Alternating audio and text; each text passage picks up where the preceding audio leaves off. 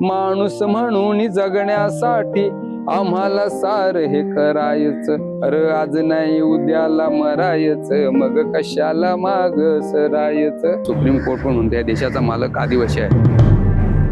विकास आता आरे कॉलनीमध्ये पण होतोय. हा विकास हा नेहमी जंगलाकडेच काय येतो. विकास विकास विकास त्याला किती दिले तरी कमीच पडते. फक्त मानवाचाच अधिकार आहे का पृथ्वीवर? तरी बिचारे गरीब, आम्ही गरीब नाहीये. तुम्ही एक कुत्रा पाळताना खूप खुश होता, आमच्याकडे तर वाघ येतात.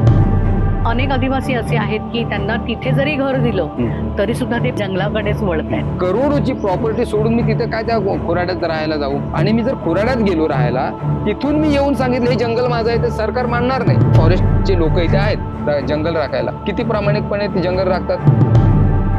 बहिणींना आरेची वाघीण म्हटलं जातं. 3 दिवस जेलमध्ये होते मी, झाडं वाचवायला गेली म्हणून. तुम्ही काय काय करताय? खालून वरून त्याच्या वरून तुम्ही विकास करताय. प्राणी आहेत, पक्षी आहेत, त्यांचं सुद्धा वोटिंग असतं ना, तर त्यांना पण आज जोपासलं गेलं असतं. ऑक्सिजन सगळ्यांना पाहिजे, श्वास सगळ्यांना घ्यायचा आहे. मग लढाई फक्त केवळ आदिवासींनीच का करायची?